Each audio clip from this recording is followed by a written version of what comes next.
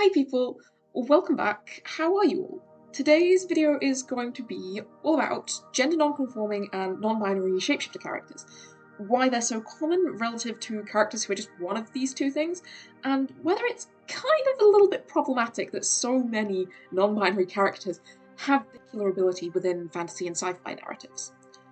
For the first time ever, I can say that I am actually sort of qualified to be talking about this, as this question was actually the topic of my final year essay, my dissertation, on my animation degree, which I finished writing way back in December actually, but I'm finally adapting it for here because I wanted to share it and also wanted to add all the bits that didn't fit in the original word count.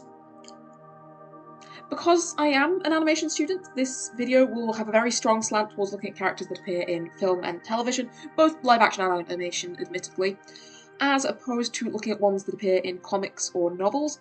However, many of the characters, as you might guess from the thumbnail, that I intend to discuss did originate in comics, so I will be acknowledging all of those too. I also just want to add that the case studies I'm discussing are some of my favourite characters, and I really love their stories, and I'm a really big fan of a lot of the shows that I'm going to be talking about here, but I am also going to be critiquing them quite heavily, so don't kind of get the wrong end of the stick and assume that I hate everything I'm talking about. I actually love these shows. I'm just picking them apart for the sake of this question. Now, when I originally wrote the essay, I had to start by discussing a lot of gender theory and stereotype theory within media before I could even begin talking about actual characters. And that was about half the essay, and whilst it's fascinating, you probably haven't come here to listen to me quoting Judith Butler at you. That said, I will leave my bibliography in the description so you can kind of have a peruse of it yourself and see where some of the base research that informs these kind of analyses I'm doing came from. And instead, I'm going to race straight into the first big question, which is, why are genderqueer shapeshifters so common? It's been very common throughout media history for othered characters, in other words, anyone who isn't able-bodied, heterosexual, cisgendered, and male, to often be portrayed as post-human, meaning aliens, demons, superheroes, artificial intelligence, anything that thinks and acts on a similar level to a human character, but isn't actually one. Post-human characters like this often have narratives that revolve around exploring the meaning of humanity, and these characters often have to prove that they are indeed human, unlike their human and often able-bodied cisgendered counterparts, who already kind of have the right to exist within the world they live. This is particularly prevalent historically with disabled characters that are often portrayed as superheroes. Think characters like Daredevil, Hawkeye, Professor X. Characters such as this are often given post-human powers that are designed to compensate for a perceived defect that they possess. Which is problematic for a number of reasons, but might explain why gender non-conforming characters so often possess a shape-shifting ability, as it allows them to embody a variety of genders in a way that's more recognisable and palatable to a heteronormative audience. And I'm going to explore this a little bit more later with some lovely examples. There is also an argument to suggest that being a shapeshifter automatically makes a character appear to be genderqueer on some level. Gender theorists, in particular Judith Butler, who I mentioned earlier, argue that gender is a performance, i.e. it's something we create through our actions rather than something inherent that is only observable in our actions. We become the gender that we choose to perform. As such, characters such as Mystique, for instance, from the X-Men movies, often register as genderqueer to us in some way. This character, for instance, has more feminine mannerisms, even whilst shifted into male characters, such as like blowing kisses at her enemies and things, and the way that she acts doesn't always line up with the gender that she's initially presenting as, which in our heads conflates her to being less cisgendered than she might otherwise be perceived as.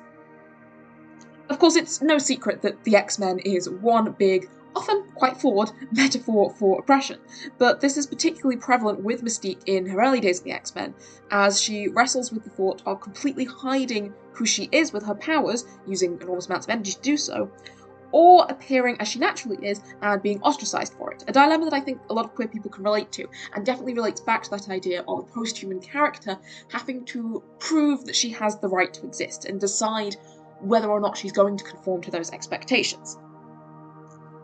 In Mystique's case in particular, her choice makes it almost inevitable that she's going to end up as a villain in some degree, because she can't fight effectively whilst hiding who she is, and she can't exist in a human society if she isn't hiding who she is. She has to choose between her humanity, as others have defined it for her, or her own sense of self. And this opens up an interesting line of inquiry as to how these characters shape the stories that they're in, and how their stories can shape them, as well as how the real world can affect storytelling. It's no secret that big corporations are often reluctant to include queerness in their stories. Mystique in the comics is actually in a lesbian relationship in some editions, and through shapeshifting is the father of her son, despite the fact that neither of these things have ever been brought into the main franchise. And whilst things are slowly getting better, progress is slow. It's very slow. Which is why next we're going to discuss Loki. Now, Loki has been one of my favourite Marvel characters for a very, very, very, very, very long time. But they made some really weird decisions about his gender during the Loki TV series. For those of you who don't know, in comics, Loki is known to appear in a number of different forms due to his shapeshifting ability, with various runs dealing with characters such as Kid Loki and, more notably for this video, Lady Loki. In fact, comic Loki very definitively claims himself as gender fluid.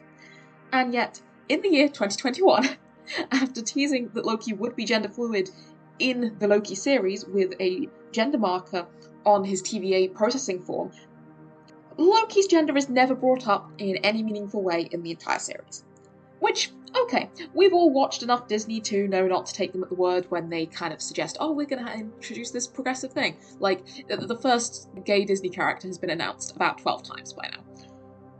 However, I found it particularly odd here, as in one of the Season 1 episodes in relation to his variant self Sylvie, who appears as a woman, Loki ends up asking a bunch of other variants of him, in like a big council, if any of them have ever come across a female version before. And they all seem baffled by it, as if a female Loki is something that none of them have ever expected to exist, haven't contemplated the existence of, and in case you forget, one of them's an alligator. Like, alligator Loki, totally normal. Female Loki, whoa, couldn't possibly be me.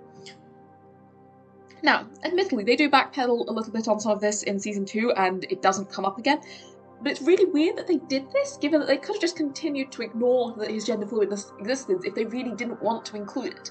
But the fact they went out of their way to try and make it seem odd tells you a lot about where we're at, realistically. I remember watching it and just thinking it was a huge missed opportunity. Admittedly, though, there are lots of other things in the first season of Loki that also kind of confused me a little bit, where they were clearly trying to be slightly more progressive and failing at every hurdle, so this might just be a one-off.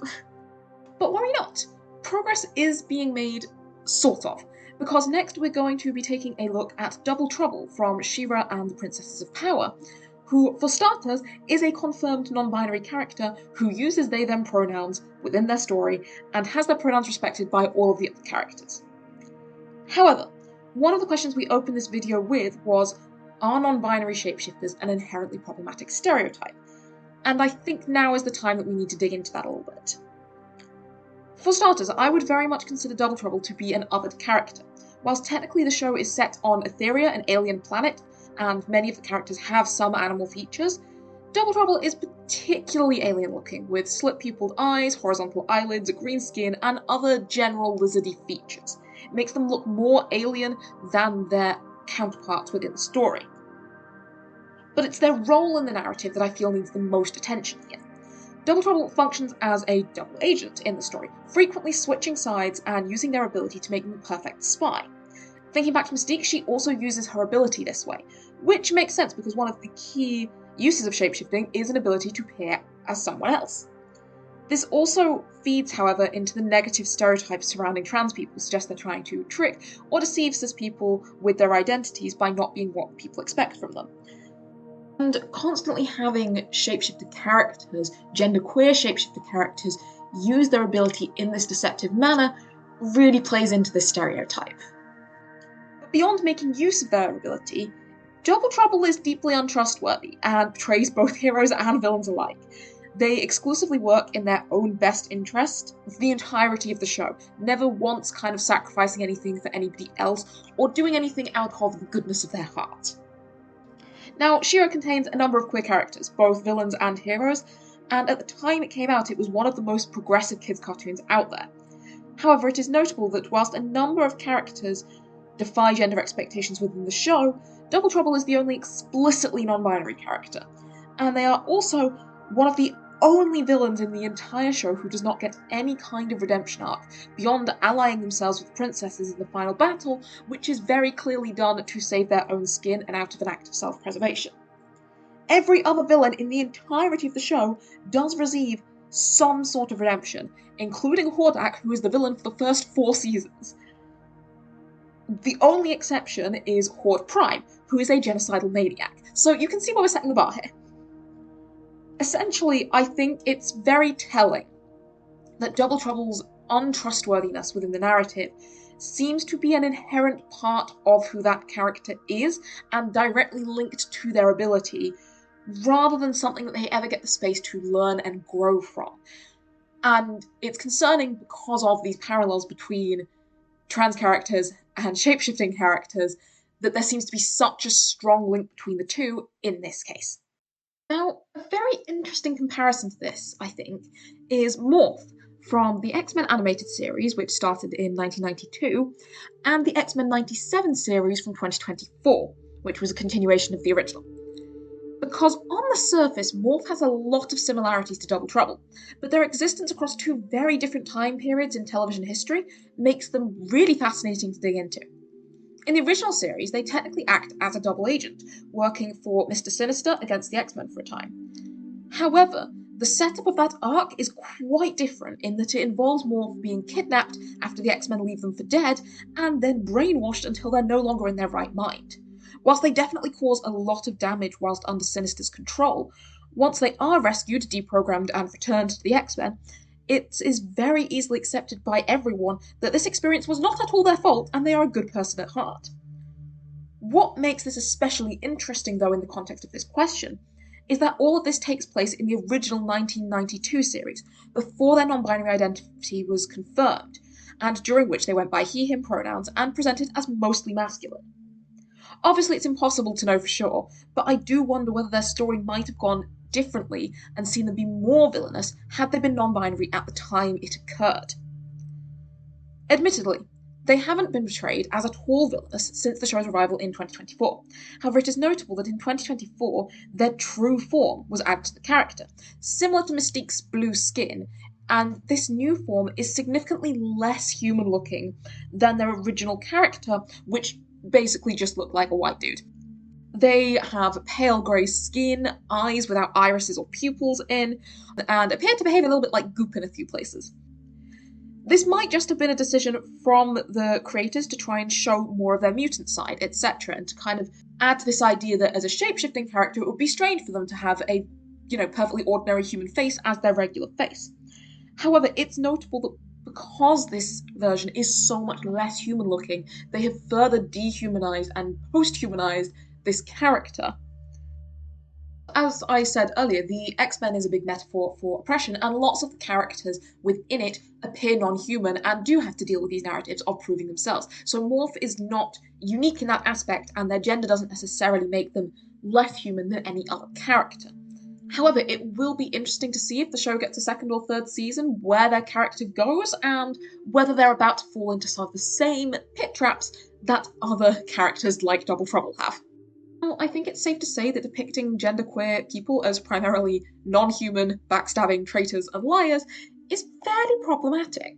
However, shapeshifting is also an ability that a lot of trans and non-binary people that I know personally would love to have because of the way it would allow them to actualize their internal sense of gender much more easily, especially amongst gender-fluid people. So, is the genderqueer shapeshifter character always problematic, or only sometimes?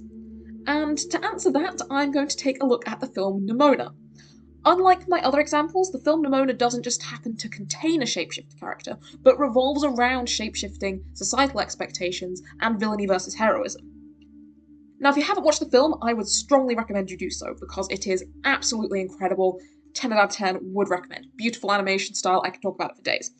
But if you don't, warning that there will be spoilers from here on out, because I need to kind of discuss the film in its entirety to make sense of this. So the film starts with Nimona narrating, describing the great and terrible evil that was defeated by the hero Glorith. She's the one who sets up this very black and white view of hero versus monster that we see reflected in the society around her, and is the one who directs the audience to initially side against the monster, which we later of course find out is Nimona herself, as she's a shapeshifter. In fact, her monstrous qualities show through to her base character design too in subtle ways, mostly in the form of fangs. I think she has red eyes at one point, and she's also just got her otherness emphasised in a very alternative fashion style, and she's fairly mask-presenting and androgynous. And even suggests at one point when she shapeshifts into a young boy that once shifted, she has become a boy. However, the story very quickly has us begin questioning that black and white morality as we follow our other main character, Ballister, the first commoner to become a knight, who gets framed for the murder of the Queen and declared a villain and an enemy of the kingdom, without anyone really kind of doing a trial or some deep research into what happened here. And Nimona actually plays into this narrative, showing up to become his evil sidekick, and constantly suggesting that they commit very violent acts together, referring to his pinboard as a murder wall, things like that. It becomes very clear that in her head at least, the lines of villain and hero are pretty solid, regardless of whether they're actually true. As the two work to clear Ballister's name, however, it becomes more and more obvious to the audience, at least, that not only did the Institute frame him, but they must have been using propaganda to control the way citizens think for a long time, in such a way that even Ballister has fallen for a lot of it. Nimona's conversations about her shapeshifting ability and identity force Ballister to confront a lot of his own personal biases on the matter. He's spent his whole life training as a knight to fight monsters, and it's been a goal he's had to work really hard for because of his background. And he desperately wants to return to that, such that he automatically fears Nimona without good cause because he spent so long drilling these ideals into his head. And once he realised she isn't necessarily dangerous, he still constantly questions her and her identity, even suggesting that it would just be easier for her to appear normal. To which she very rightly asks, easier for who? Ballister is coming from a good place, really. He can see how the world would treat Nimona if they knew what she was, and he doesn't want her to get hurt. But it doesn't occur to him at any point that she shouldn't have to change who she is to protect a world that fears her without reason. And she even later admits that she actually feels a lot worse when she can't shapeshift, despite the risk it causes to her. If the trans and non-binary allegories were not deeply evident already to you, I think this is the bit that really hits home for me, is it's this idea that, of course, you could pretend to not be what you are, but it physically hurts and feels physically constraining to do so. And why should you have to do that when changing and expressing yourself isn't actually hurting anybody around you? There's this one line that Nimona says later that talks about how little kids can grow up believing they can be a hero if they drive a sword through the heart of anything that's different. That's just so gut-wrenching, and I feel really sums up well the context of the world that she lives in. The way that these people have been trained to fear the unknown irrationally and without reason, to the point that even the smallest kids think that this is great. And as much as Ballister is a good person and does want to trust Nimona, it's very, very clear that he's grown up believing this too, and despite the two of them eventually forming a fairly strong friendship, when he's confronted with evidence that Nimona was Glorith's monster from the legends, and he's given an offer to return to the knighthood, he immediately reverts back to his old ways of thinking and confronts her with suspicion again. He lets the views of wider society and the fear of the unknown that's been ingrained in them turn him against her, and convinces himself that she can't be trusted because of who and what she is, regardless of all the evidence he's seen to the contrary. Meanwhile, Nimona, who has spent the whole story wrestling with this idea that she can only be defined by the way people see her, and is damned to be a villain because of that, has just lost the trust of the one person who had given her any hope that maybe things might be different. And she lets that hopelessness consume her, turning her into the monster that everyone says she is. She takes herself to the middle of the city, where there is a giant statue of Glorith, the woman who originally started perpetuating these legends, holding a sword, and she intends to impale herself on the sword, letting the hero slay the monster. As we find out shortly before this, Glorith was actually Nimona's childhood friend, and it was only when the people of Glorith's village saw Nimona shapeshifting and decided to fear her that Glorith changed her mind. She lost this one friend who ruined her life and made her outcast from society forever, and yet she's still returning to that moment here. Interestingly, as she heads towards the middle of the city, she doesn't touch or harm any of the people or buildings in the city. She appears monstrous, but she doesn't harm anyone. In fact, damage only happens when the others attack her, and it backfires, their own malicious hatred kind of rebounding on them. It's only Ballister changing his mind and realising that she truly isn't a threat, and approaching her without fear that is enough to save her, and even then she is still forced to sacrifice herself when the leader of the Institute threatens to destroy the city in any hope of killing her. Nimona's story takes all of those real-world assumptions that we make about people who are othered, people who don't conform to the boxes we put them in, especially in the context of trans people, and uses the narrative of the shapeshifter to really address why we make those assumptions. Why do we assume someone who changes their appearance is necessarily untrustworthy? Why do we assume anything different that we don't understand is dangerous? And how do we break those cycles? And whilst the film obviously proves that all of those assumptions are wrong and that we shouldn't fear things we don't understand without reason, it still doesn't get away from this idea that people who are different enough will be forced to prove that they have a right to exist without fear and judgment, as Nimona is forced to prove by her sacrifice. It's an absolutely stunning and heart-wrenching film, and I think it makes its point so well, but whilst it is a happy ending for most, and we see real change happen after Nimona's sacrifice, it doesn't change the fact that only her death was enough to make that happen. So to conclude this segment, I believe that Nimona does show there's a way to write gender non-conforming shapeshifter characters such that they aren't inherently untrustworthy or villainous.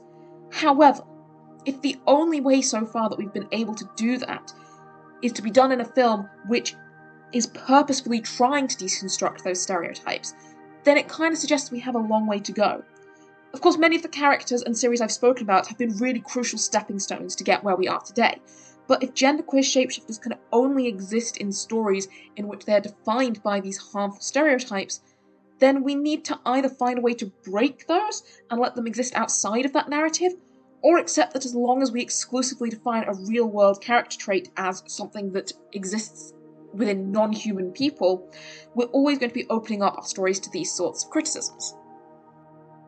Anyway, I do hope that you all really enjoyed this video. I know it's a little different to some of the things I've done in the past, but I had a really good time making it.